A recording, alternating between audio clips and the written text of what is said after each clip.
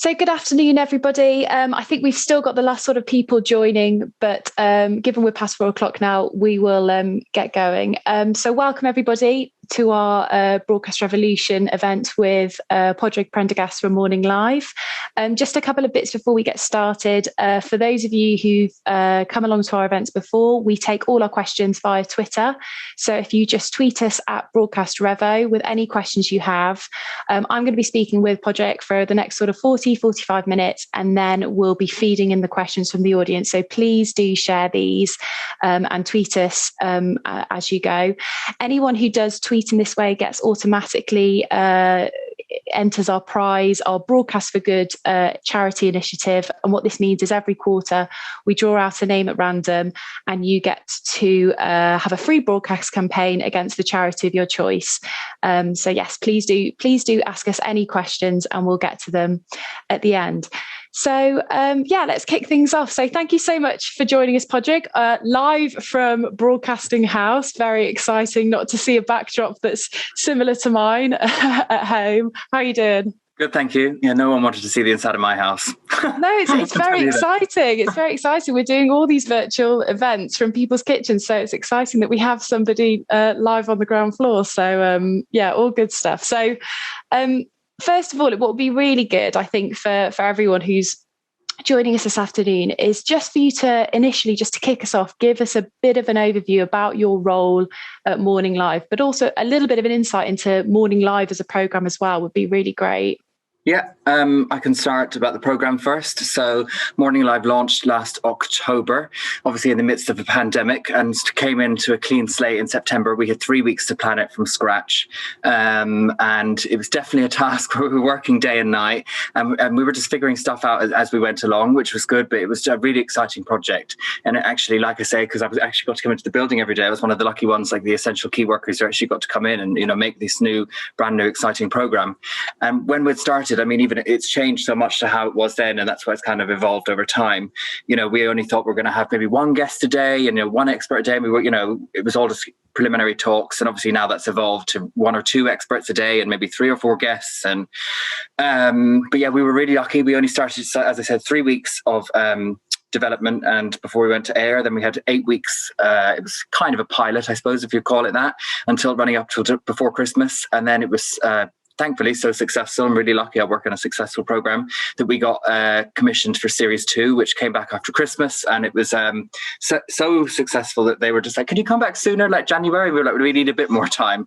So we came back for series 2 then in around the 25th of January, and we ran for 14 weeks. And again, we had 3 weeks development. And from there, then obviously the numbers, we were just really lucky that people are enjoying what they want. We've struck a chord, and and definitely we found a kind of carved a niche. We tried to offer something different that isn't out there, an alternative. And we've been now recommissioned all year round, and we're obviously moving up to Salford in Manchester next January.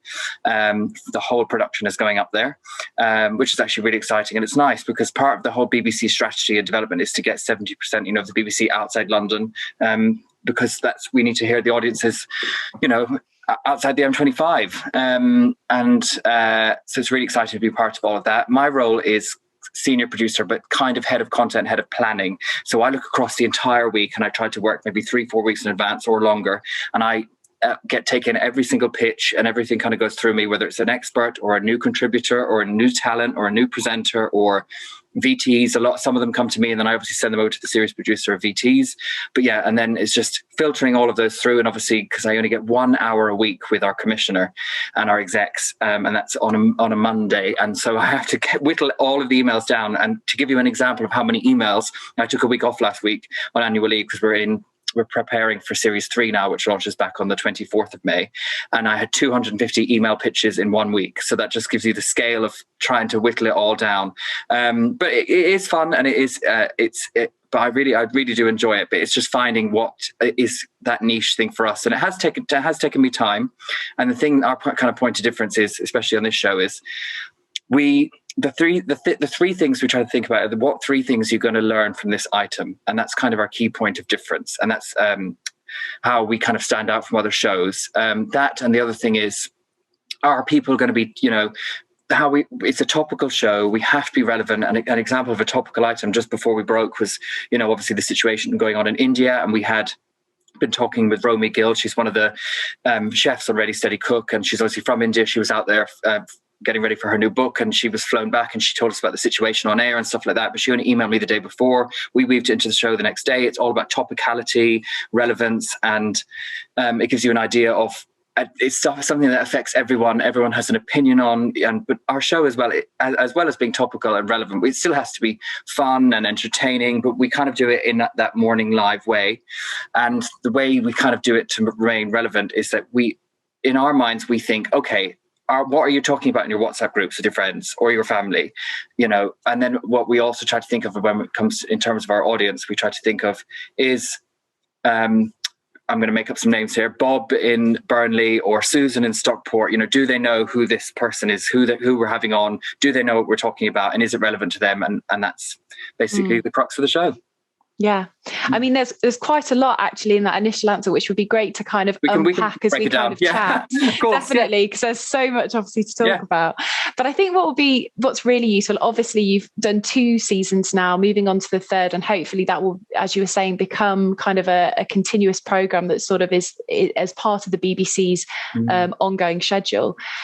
And obviously throughout that time, there must have been some learnings in terms of the stories that your audience, you get most engagement with, how you're going to try and do things differently. So I think what would be really useful for people to understand is who are Morning Live's audience. And if you had to give the audience a persona or a few different personas, who are your key audience members that tune in, that you get engagement with, who would they be? I would say that we're not in the market to alienate any viewer. Again, like I say, the reason how we do it is the content we do is stuff that's kind of relatable to everyone. So and you asked about what subjects kind of worked. What we noticed in the first series was that when we knew that we were going to, that was our aim, to try and pitch to a market for absolutely everyone, keep everyone entertained and educated and informed, was sleep. Sleep affects absolutely everyone. We had Matthew Walker on. He's written a book called Why We Sleep, and like that. And again, it struck such a chord because he and it's so funny because I actually called him when I said to him, we would like you to do, because obviously he lives in LA, we want you to do a Zoom at 1 a.m. He was like, that's counterintuitive to what my whole book is about. So we had to do pre-record with him. But like that, or at the time, obviously coronavirus was extremely topical, but especially when we launched last October, and obviously we were going into the second wave. So we decided to just, why don't we do a doctor a day? That was to guide us through it, and it's all that kind of stuff. And that really resonated in some of the audience research we had back. And another thing was masks, like the thing about, obviously we were all wearing masks, and we did a couple of films on how mucky is your mask, and and how often should you throw them away, and and how durable are they, and all that kind of stuff, and all of those things. We were just watching. We were really lucky the ratings climb, especially for stuff like that. But the audience member itself it's very wide. It would be very hard to kind of hone it down, especially, I always say this as well, our numbers rose as well in the pandemic, and we hope they're going to stay like that. So everyone was watching from home. It's hard to kind of say. I mean, traditionally daytime was obviously kind of students or working mums, but I don't think that's not the case anymore. It's really hard to pinpoint. And now that working from home is kind of here to stay, we know that our audience is so wide and is really varied, and especially from the amount of. We do Strictly Fitness every day, and obviously that's part of the BBC's remit to keep people fit in lockdown. It was obviously really fun, and I love that the whole BBC can come together and do certain projects, kind of one BBC, one team, one dream.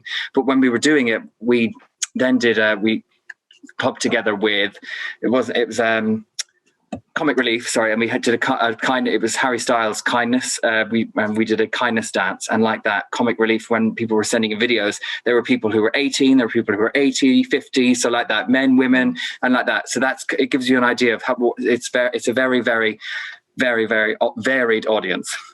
And in terms of the actual structure of the program itself, for anyone who doesn't know, how many segments do you tend to have every day, and how many of those are forward planned? How many of those are driven sort of by the news agenda, as you were saying, and then you're looking to kind of fill that slot the day before to either have an expert to talk on an issue that's quite prevalent during that week? What does the kind of the program look like? Yeah. Okay. So ideally, like on Mondays, I run through everything that we're going to do a week ahead, and we get the yeses and nos for stuff. And that's where for you guys, if there's pitches coming in, I'll just get I'll pitch stuff to the commissioners and execs, and they'll say yes or no. And it's basically, and it will always come down to what's the take home? What are we going to learn from it? Why are we doing it today? Why is it important? All that kind of stuff. Then, so we go into planning on the Tuesday and obviously look ahead and try to play stuff, because obviously, with us, because we are looking for that take home, what are you going to learn? It takes a bit of time, and obviously we do research chats with everyone to work out how the research is going to come about. So I would try to say we do have it ideally planned we try to have it about a week in advance, sometimes two, but again, like that breaking news comes when Prince Philip died, obviously the show completely gets thrown out, and like that, I've been in live galleries where Harry and Meghan when they got engaged, and like that, the entire show gets thrown out, and then you've got to start from scratch. But like that, but we don't, obviously, we try to commit, once we've committed to something, that we will always see it through. But like that, like with that Romy Gill thing, or if something breaks on the morning, but because we have such a team of experts, that's the thing. We do have a doctor. We also have Dr. Zand, who's going to cover anything who's topical or medical.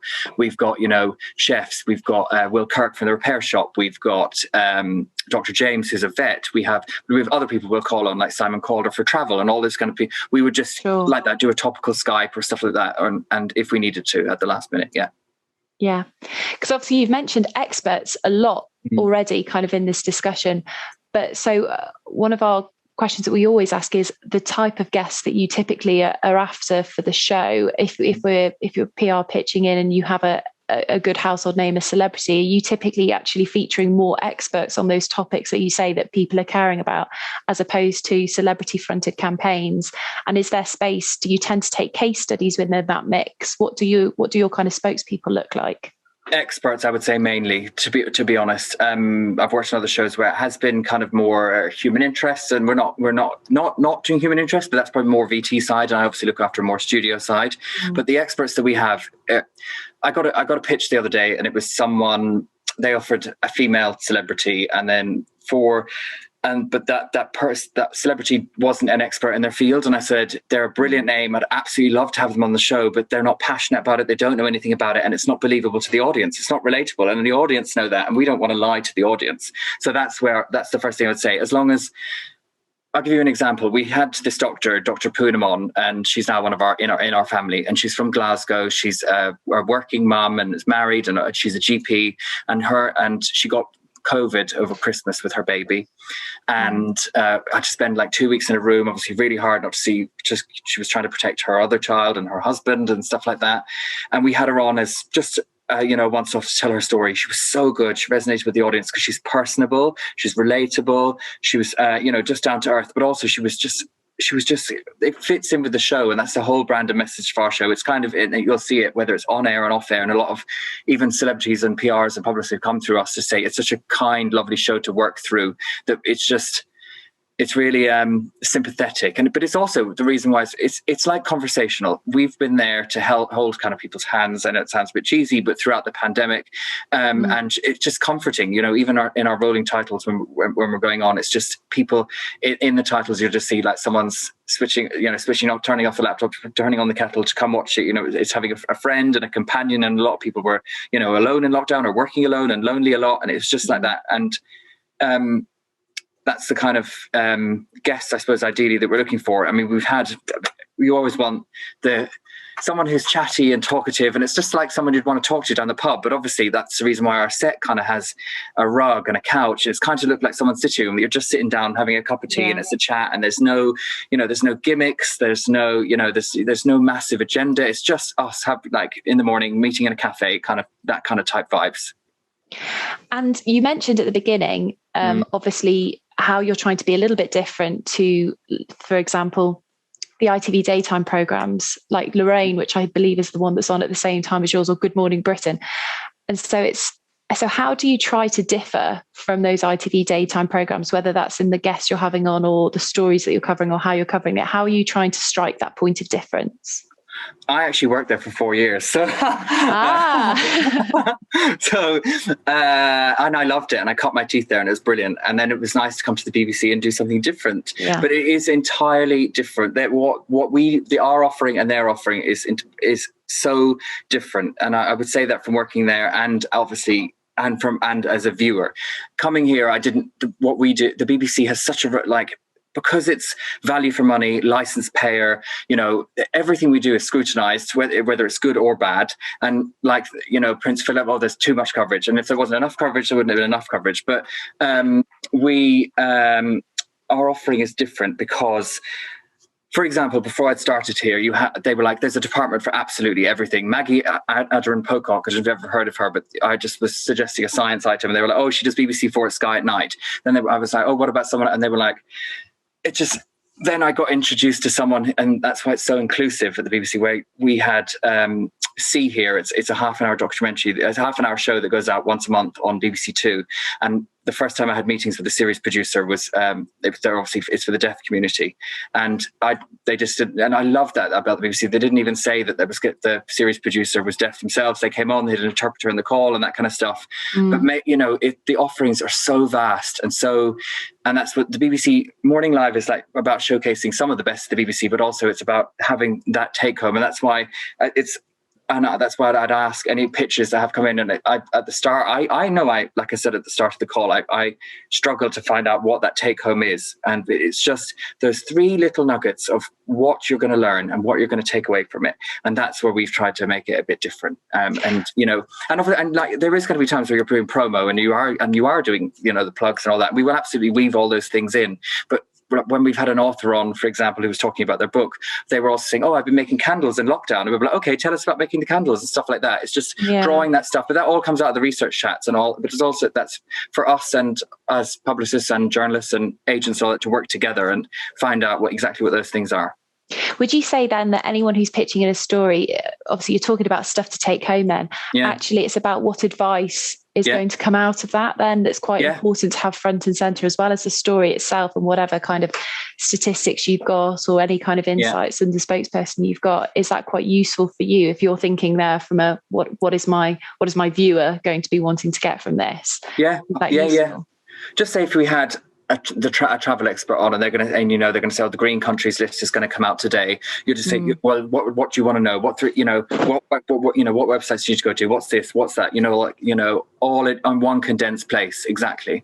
So that's and it's become a lot easier. And it's so funny because pitches that come in now, all of it are coming in, are really giving us that take home, which saves our time and everyone's time, and it works really well.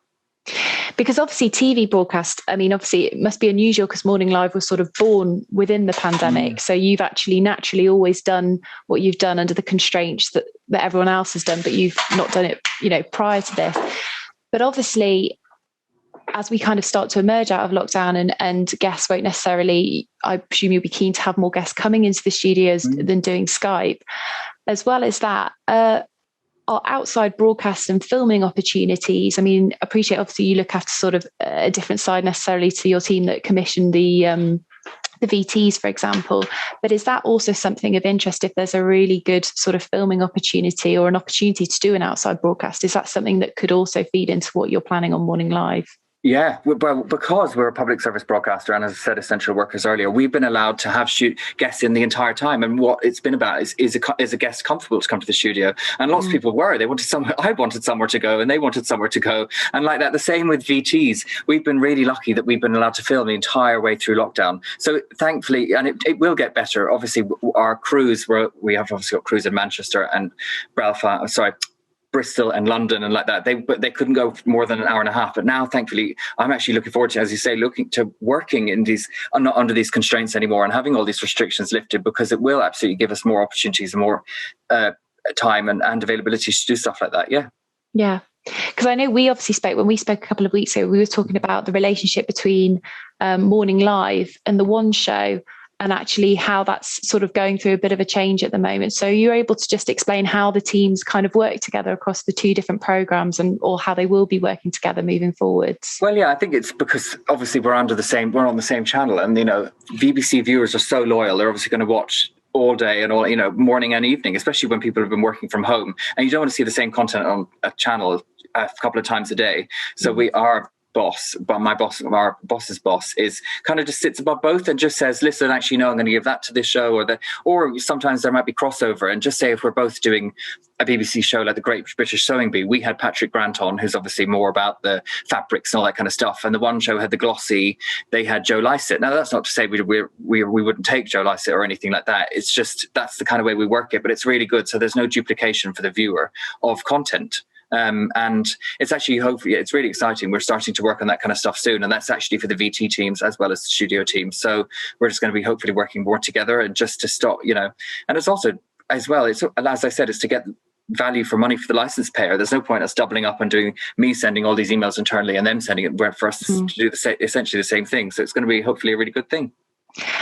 Just from our understanding from outsiders' point of view, does that mean as well other team members will be working across, as well as your boss that sits above, other team members will also be working across Morning Live and the One Show, or are the teams themselves very much still kind of separate? They're kind of separate. They're separate.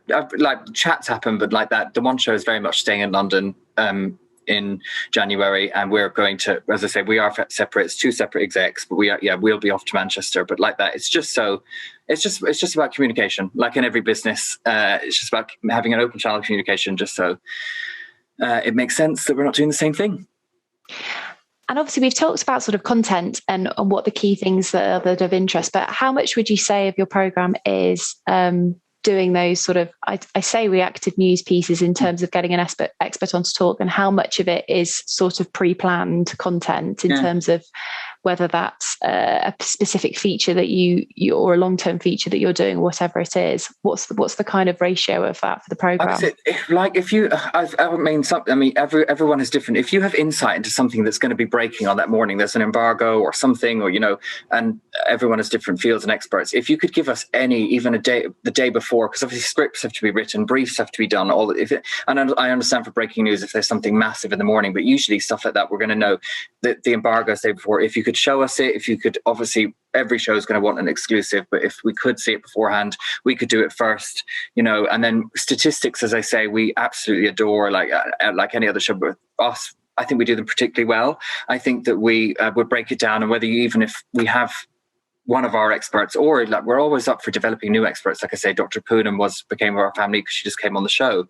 As long as you just drop us a line, and like I say, we'll do our best to try and weave it into the show. And sometimes whether it's you have an expert or we do, or we can find one together, and it's all about just finding that take home and that expert together. But even I'm trying to think, we there has been times where we've done it that morning or the evening before. Just makes it a bit more chaotic for everyone. So a bit of planning would be great, but I understand if that's not possible always as well.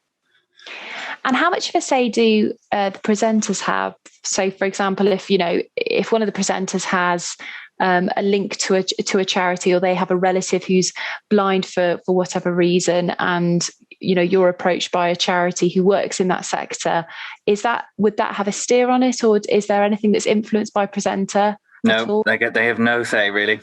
It's all us. We have they would be. Yeah, we couldn't just say if any of them were aligned to a particular charity or whatever. We could never give it unfair or due prominence. It has to be complete. That's the one thing about the BBC: fairness, equal, balance, accuracy, impartial, value for money, all those things. So, but it's not to say if they didn't have an interest in something, But even like that, they're so good. Our two presenters in particular are absolutely amazing to work with. I've never really worked with presenters like them. They just get on with it. They're absolutely wonderful, especially at that hour of the morning. I don't know how they do it every day and keep a smile on their faces. But we have the editorial control in that sense. Yeah.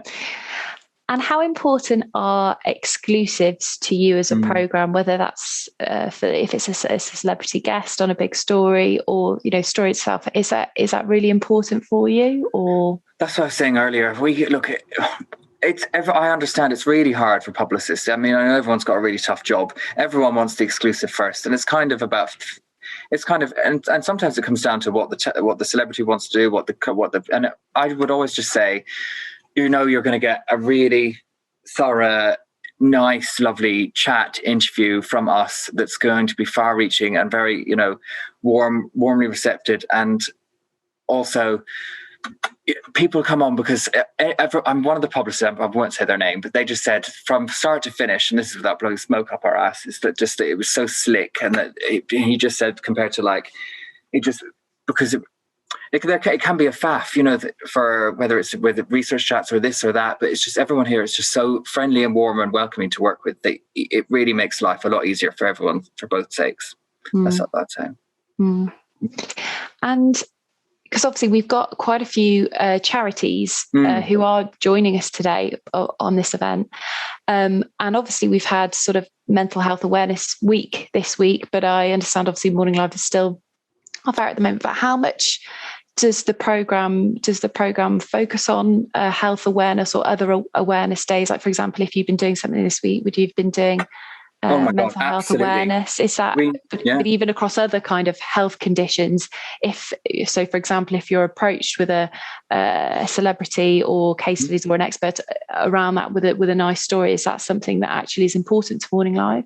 We've done it. We did it. We've done it, and it's extremely important. Those kind of stuff works extremely well to us. If we did Copperfield with Giovanna Fletcher, and then obviously at the end, Dr. Poonam, our resident doctor, just said, obviously was there to give the medical side of it afterwards. We've done it with we've done it with, I can't even think at the top of my head now. I'm trying to think. We did it with Julia Bradbury on endometriosis, and she was wonderful as well. And like that, and we've actually got a couple more things like that coming up in the next few weeks, like that. People who've come to us directly, presenters, and approached us. Or I'm trying to think when, there is a huge scope for that. In fact, that actually is one of our top things that does really well, especially So, and we are really good at crediting as well and working with the charity as well and stuff like that, or any charity or anyone like that. And obviously there is editorial policy who are there, who I call them the guardian angels of the BBC. They're like the ones who just protect us, and to make sure everything runs smoothly and everything. But usually they're very fair, I would say. And usually it's usually you'll get your one mention, usually maybe the intro and maybe one at the end, and that's the thing that everyone kind of wants, and everyone gets their fair due coverage. But I'm trying to think. There's been lots. We had Larry Lamb on talking about Macmillan. We've had really good, really great. But that's a really something big of a for us, priority. Actually. Health stories. Because obviously as well, you talk about your family of experts that obviously you use as your in-house when you're covering particular issues, but is there that space as well for new experts coming in that you possibly don't have somebody on, or would you always look to marry that story up with somebody from your own pool?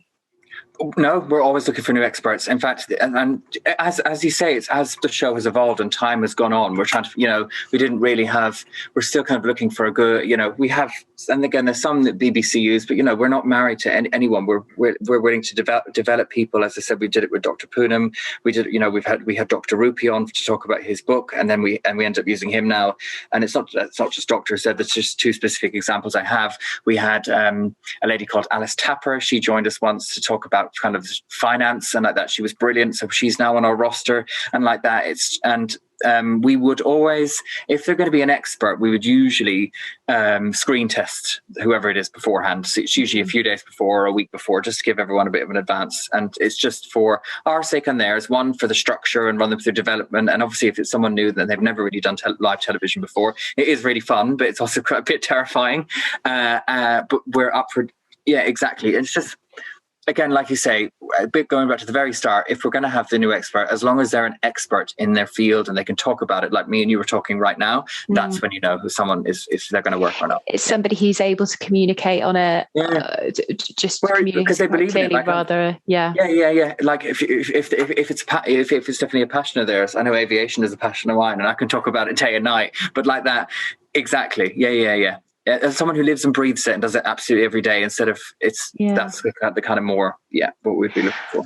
And are there any kind of, I suppose, gaps where you are looking to run a story and you're like, we don't actually have one of these experts, this would actually be really useful to have an expert? Are there any kind of gaps that you've identified as you've done the program so far? Technology.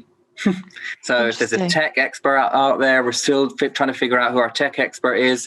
I'm still trying to figure out who, because we haven't really done it that much yet, but like that, there are a few gaps. I'm trying to think of another one. I'm trying to think. definitely tech is the main one, and I haven't really found that person yet. So if anyone's out there, if anyone has a good tech expert, yeah, then this, I'll have a think, and I'll think again in a sec. But yeah, there are a few. No, that's all really interesting, because obviously the program is obviously a consumer facing program. Is there space for any other kind of, I mean, I appreciate you're not necessarily a business program, but will there be other kinds of news that do filter through the program, or is it straight sort of consumer issues? Well, we're right after BBC Breakfast, so obviously they do news so well, and for 3 hours, and then we're kind of stuck in where we are in BBC One, in between us and Homes Under the Hammer. So we're kind of that, I call it a tonic in between the two. So we're kind of the transition from one to the next. So we are featurey, but that's not to say we wouldn't do. We had Dragon's Den on before we had the entrepreneur who wowed the judges. They said it was the best pitch ever and stuff like that. So there is all of that kind of stuff as well. But because we're so conscious of following BBC Breakfast, who might do something like that, we just have to make it a bit more. Yeah, we do it in obviously in a bit more conversational way. Yeah, we're not as rigid or. And you wouldn't cover a story that had just been on BBC. No, it's hard to follow, and that's the thing about coming first with exclusives. We can't, unfortunately, because the viewer is so loyal. Yeah. I don't know. It's not to say we wouldn't. It might be, like, as I say, there's always ways and means around it. Whether you have you've got a couple of experts, and one goes on us, and maybe a week later, and we just do it in a different way or a different angle. Or there's definitely ways and means around. Or it's you're looking after a show, or brand, and it's we can get, there are ways around it. It's kind of such a case by case basis, really. And how important really is sort of consumer research to you? I mean, obviously we've spoken about what are the things that are really bothering people at the moment, like you talked about sleep. So if you're approached with a story that actually shows how many people are having troubles with sleep, is that something that's obviously quite important to you? Will you include those statistics? Yeah, 100%. Sorry, you asked. Like, we can use all of those. Statistics are really big to us, and they're really good because they're prove facts, and we always use them throughout. We pepper them throughout the chat, and like that's because I wouldn't say we're scientific, but it's hard-based evidence. It's factual. We're a very factual program. Yeah, and that kind of comes out, and you'll see that if you watch it. Yeah. And especially with things like sleep, but things that there's hard evidence behind. But we try to do it in a really light and fun and entertaining way as well, and break it down. Yeah. But also we try to include the audience in that. We get a lot of them like asking. That's why we have the experts, the audience. We like when we have Dr. Zandin, we have viewers' questions, and the viewers get 3 or 4 minutes, or whether it's the tech expert or whoever, the finance expert. It's kind of to help them along the whole way, and it's like, and especially Dr. Zand, he's so popular. Yeah. So would you say that Morning Live, because obviously when we've done any of these events, and we've spoken to quite a range of broadcasters, we've obviously talked about over the last sort of year or so the challenge of obviously reporting and covering COVID-19 related news, and actually the importance of having those lighter stories throughout. Would you say then that Morning Live, will you cover serious issues, or do you tend to try and cover and try to slot yourself into that sort of lighter space if you're going between Breakfast and Homes of the Hammer?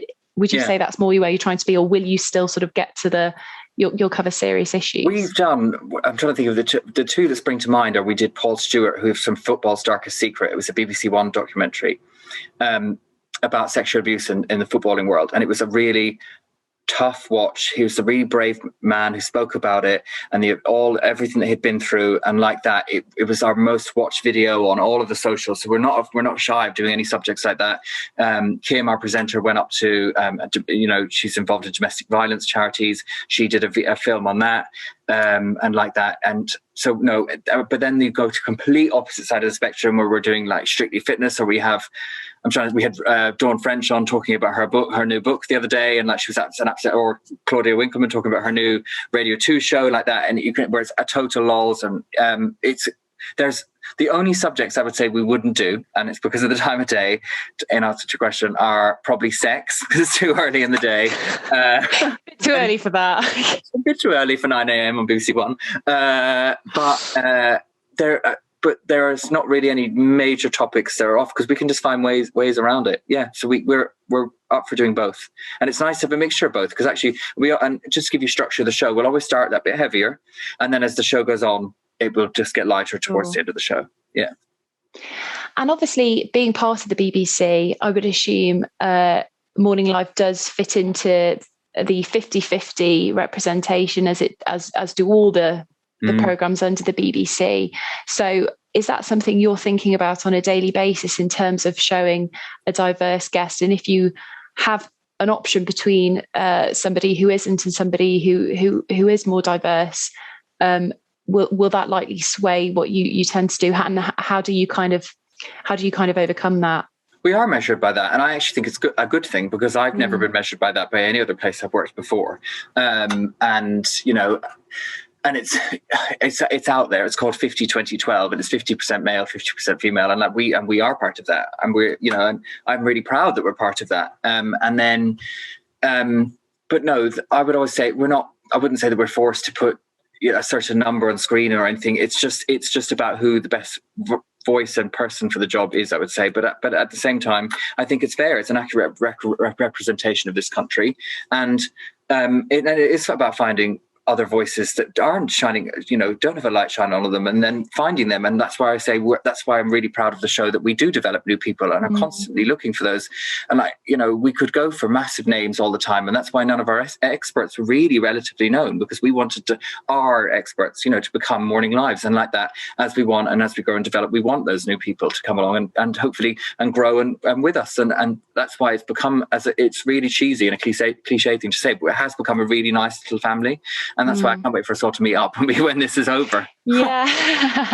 I imagine it'll be nice to sort of meet face to face, really. And after doing as I say, like our gardener, Mark Lane, is obviously he is in a wheelchair, and I mean he did a VT about accessible gardening, and I love that about us. It's not even a thing. No one even talks about it. That he made a 3 or 4 minute film about how, because obviously it wasn't just about, it was about accessibility for elderly people, or and it was just a really lovely film, and like that. And it's not even thought about. It's not even a thing, which I really like, and that's why that's a great part of the BBC. I really am proud of that.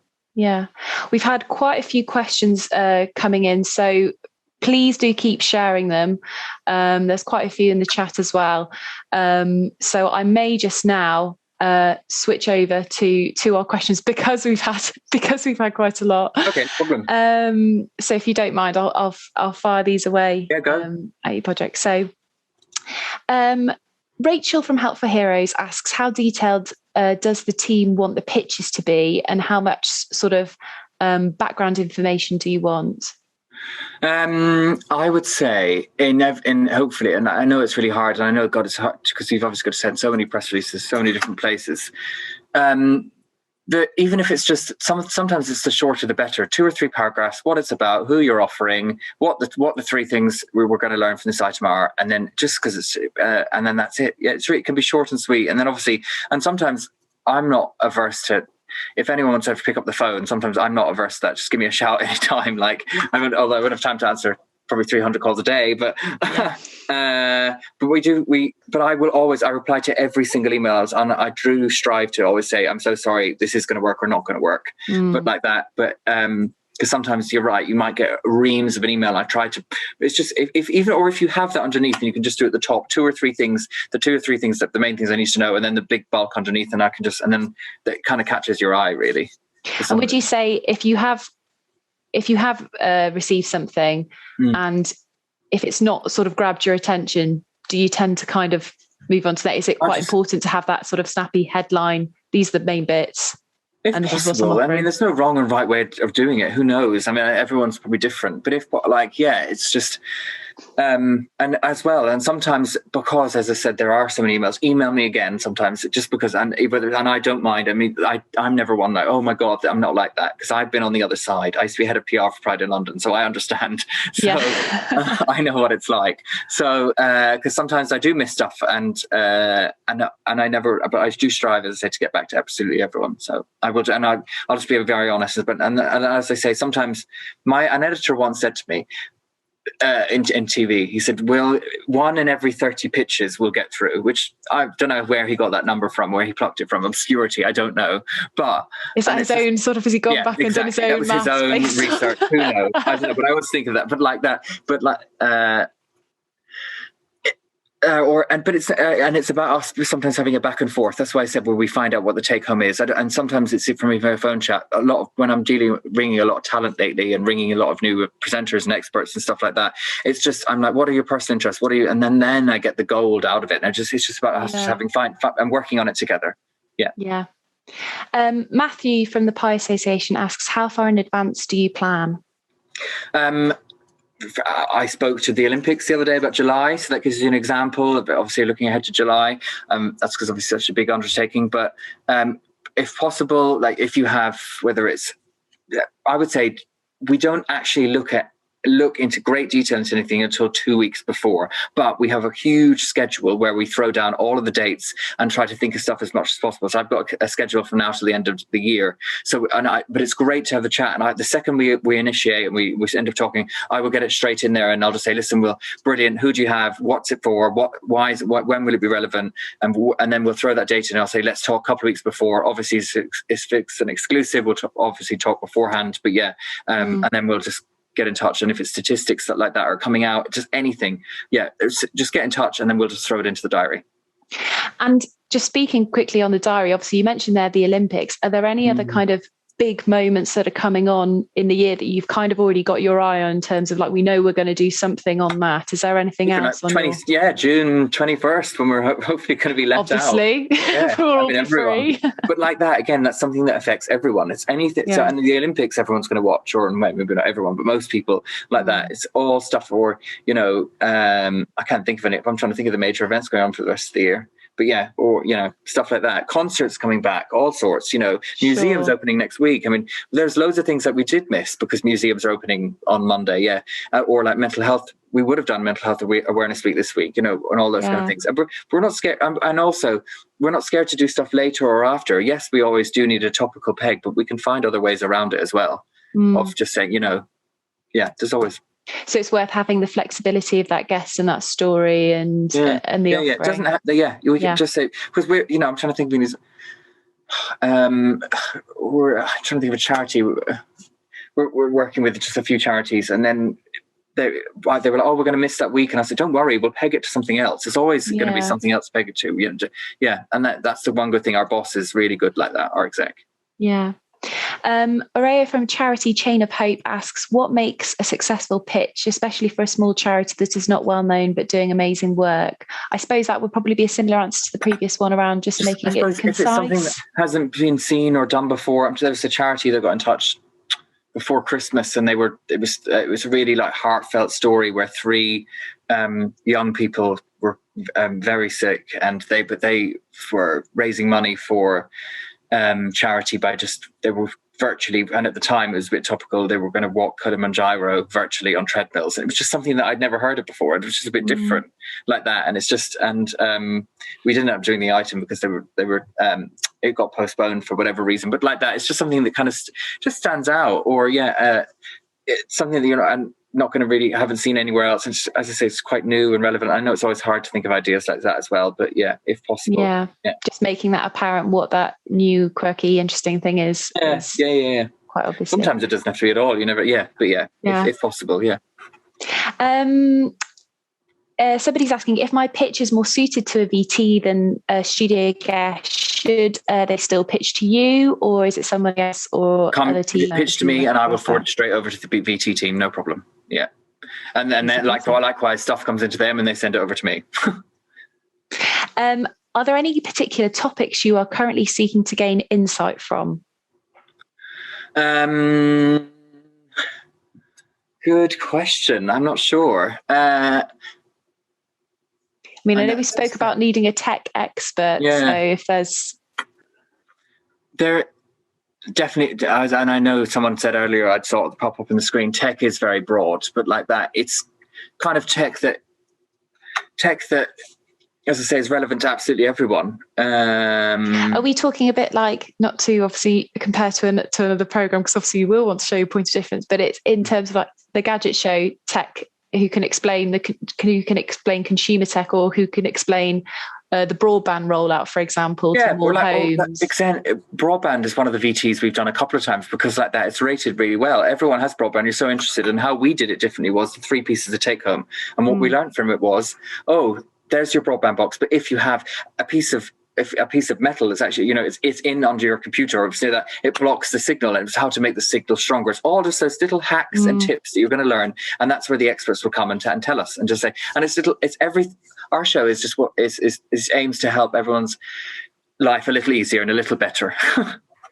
And if we can, with those hacks and tips. Got another question here. So, coming from a B2B organisation specialising in engineering, what subjects do you look for from an organisation like mine? We have done, if you can think of that sounds like more of a VT to me, because we would like to see stuff. What's new? What does your business do? Sorry, I don't know what it does, but stuff that hasn't been done before. We did a film about making paper, for example, and it was about back and forth and stuff like that. And it's because everyone is a bit nosy. It's a bit like through the keyhole, and like you want to see, and that's why all some of those shows are so successful, because we want to also have an insight into things you don't know, things you're going to learn. That's why we speak to like scientists and all that kind of stuff, and all those interesting jobs that affect people and do that, all that kind of stuff all the time. But and even like your role, I bet there's things that B2B do that we've know that the general person has no idea, and it's just showing them an insight into your world that would almost just pique the interest of, I didn't realize that was how that was done. Yeah. How do you manage to identify topics that would affect everyone and keep an inclusive audience? Good question. There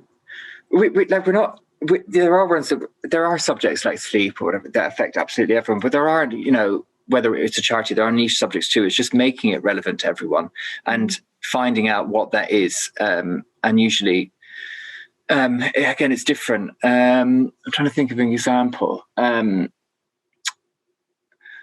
suppose in the context of obviously what we've been living in the last 14 months, like restrictions and things like that, they're all affecting everyone, possibly in slightly different ways. And then the Welsh ones, we had Scottish ones, we had the English ones, but it's just about being honest and saying this is actually affecting people in Wales, this is actually affecting people in Scotland. Again, like that, it's just being really open and honest.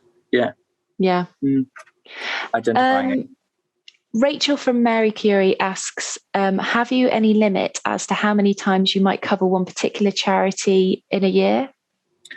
Not that I'm aware of. Obviously, with every charity, we have to give lots of fair and due balance. But no, I wouldn't say. Again, it's always about fairness, and it's about the right. Yeah, but we probably.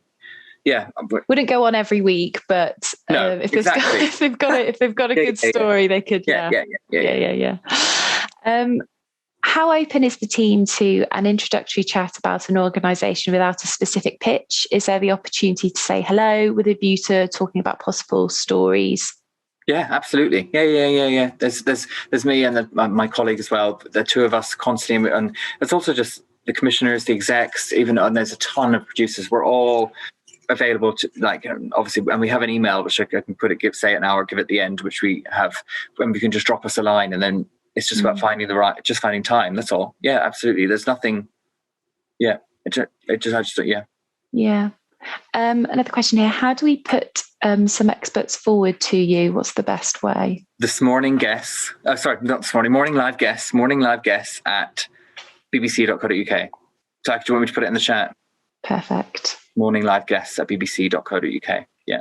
So an email's best. Just make any next person initially. Yeah, that'd be great. I'm just having a little look. Because obviously, and we're also so conscious that we want to represent, as I say, all 4 provinces and stuff like that. And sure. Yeah. And I suppose regionally as well, obviously, I mean, you've already spoken about moving to Manchester anyway, but actually having a spread of the different regional voices. And we're going to have obviously a lot of regional, like I remember on the one show they had, I really liked it when Harry and Meghan did the Oprah documentary. The next day, the Vox Pops came from Belfast, and it gave because I really wanted to hear it was really nice to hear that kind of stuff and what they had to say. And even when we do go to Manchester, one of the questions I asked the bosses is, and this is probably good for you guys to know as well. I said, our Zoom's here to stay. And obviously, they were like, yes, that's the one good thing the pandemic has done. It's given us, we don't have to be in studio. I mean, it's nice to have a guest or two in studio because you obviously have a better rapport. But and at the moment, we kind of have about a 50-50 balance ratio of it. Yeah. But that is here to stay. And even when we do go to Manchester, there will be times where Zoom is still perfect to do. And it's a lot easier. I mean, look at loads of people I've seen on TV shows that you never see anyone or celebrities or anyone who've done interviews, and you see them inside their house and you actually get a little insight into what their house looks like and like that. You never got to see that before. No, exactly. What about the run up to COP26? Is that a topic for your audience? Yeah, that sounds like a VT though. We would do, because the one thing about a VT, so the VT versus, I should have said this earlier, versus studio item. Studio item is brilliant because it's obviously interacting with the presenters and it's nice, but visually sometimes it depends on how how the topic is, how fluid the topic is. If we want to see more than 2 or 3 elements, we would always, I kind of know in my head straight away, that's a VT, because I want to go, I want to, obviously go to Glasgow and, break it all down. You want to see 2 or 3, 4 different things, 5 different things. Even I'm trying to think, I was doing a VT on someone who came in and said, I've got these different people for stammering. And obviously as well, in studio, you're kind of restricted to 1, maybe 2 guests. But obviously when you want to hear from an expert, when you want to hear from 2 or 3 guests and case studies and all this, that would definitely be a film. Next question. How do you find the balance between experts' recommendations and keeping the audience entertained and engaged? Because the whole way through we'll say, get your questions in to us, and and people actually write letters.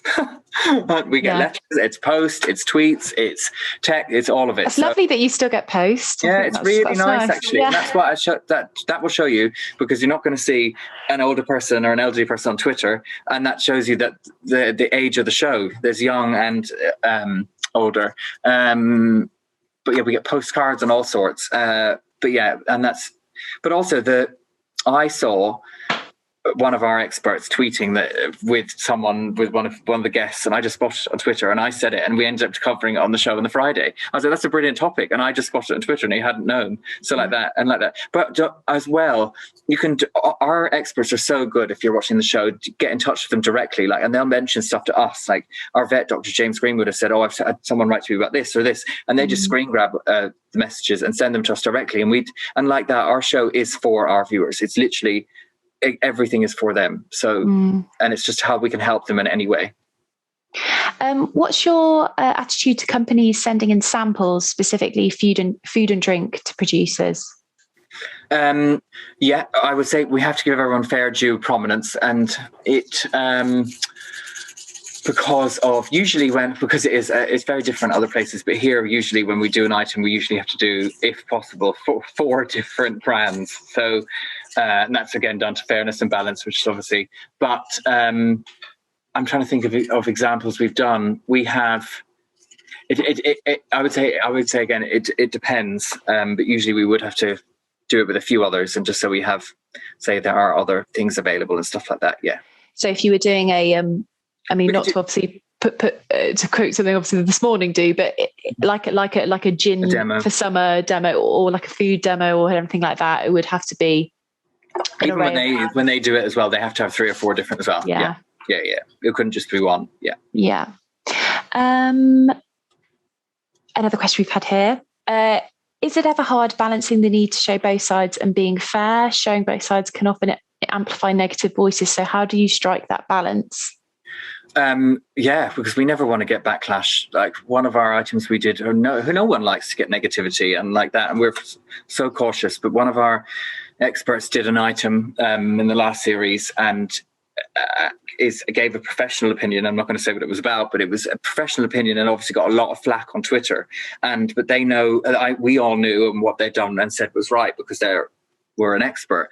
And obviously, my main thing is to make sure that the expert's okay, and obviously make sure that they're okay, and like that, but the research is so thorough, and that's where we would work together. All the research is so thorough that we do, and yes, no one's perfect and everyone makes mistakes, but and nothing that we go to air, like accuracy, as you know, is so important here. And that's where we kind of trust where we work with brands and stuff as well. And obviously every brand we work is reputable and obviously has, and thankfully we really have good standing in and experience in that kind of stuff.